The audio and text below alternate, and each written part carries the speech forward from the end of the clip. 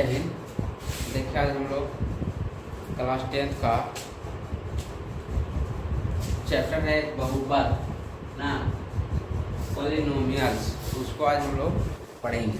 सबसे पहले उसको हम लोग थ्योरी को जानेंगे, उसके बाद हम लोग चैप्टर वाइज क्वेश्चन को देखेंगे, है ना। तो इसमें सबसे पहले होता है बहुपद किसे कहते हैं, है ना। बहुपद कहते किसको हैं?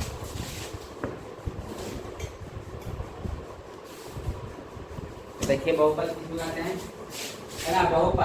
बहुपद बीजीय व्यंजक होते हैं जिनमें पदों का योग होता है, जहाँ प्रत्येक पद में एक चार होते हैं तथा उन्हें घातांक तक बढ़ाया जाता है और गुणांक से गुणा किया जाता है, उसी को बहुपद कहा जाता है ना।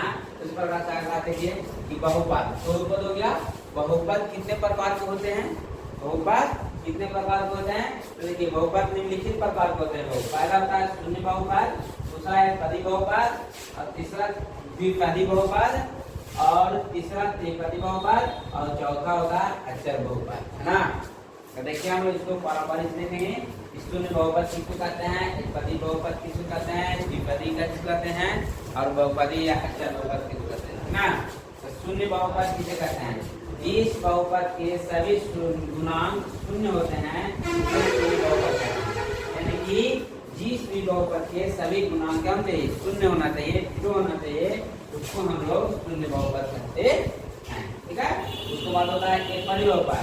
तो जिस बहुपद में केवल एक पद होते हैं उसे एकपदी बहुपद कहते हैं। या तो हम लोग बोल सकते हैं इसका केवल एक पद हो उसे एकपदी बहुपद कहते हैं। जैसे देखिए 3x², इसमें एक पद है 5x³ है ना, 5x³, ये भी एक ही है, 6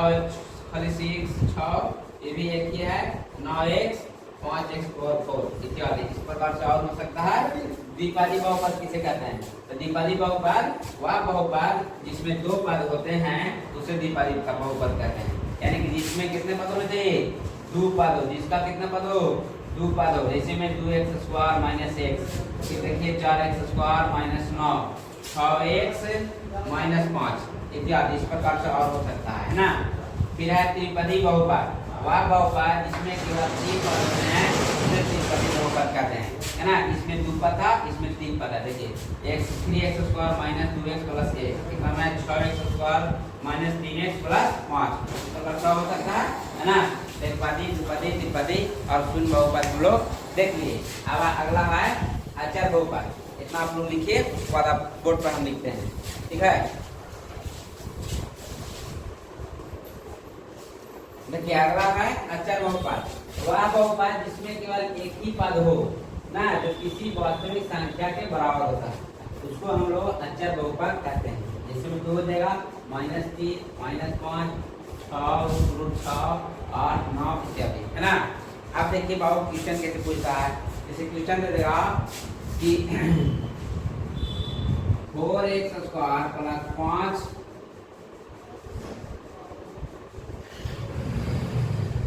4x² + 5 इस बहुपद है ना। ऑप्शन में रहेगा एकपदी,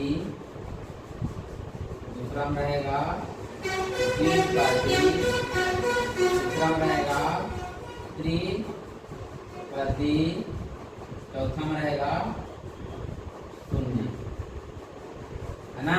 यानी कि किस बहुपद है? देखिए तो इसमें कितने हैं? 2 है।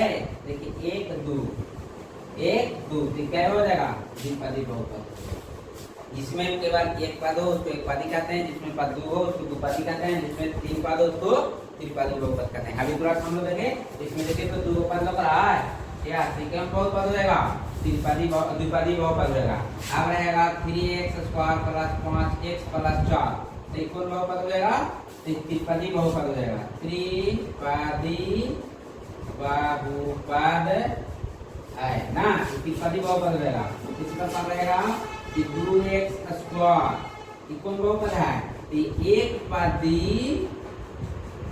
बहुपद है ना।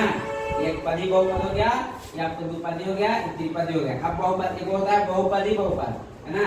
तो ये हो जाएगा 2x की पावर 4 प्लस 3x की पावर 3 प्लस 5x की पावर 2 प्लस 6, है ना। देखिए 1 2 3 4, ये 3 से अधिक है कि ना, यानी कि 3 से ज्यादा है, उसको हम लोग का कहेंगे बहुपदी बहुपद। बहुपदी बहुपद कहते हैं, इसको हम लोग बहुपदी बहुपद कहेंगे। ये हो गया द्विपदी, त्रिपदी, एकपदी, बहुपदी, है ना। इसी प्रकार से ऑब्जेक्टिव क्वेश्चन पूछता है निम्नलिखित में से कौन एक पदी बहुपद है, कौन द्विपदी है, कौन त्रिपदी है और कौन बहुपदी है ना। तो आप लोग समझ रहे हैं, इसको आप लोग तो इस ढंग से देगा तो आप लोग बना लीजिएगा। आगे देखिए हम लोग क्वेश्चन आंसर को देखते हैं।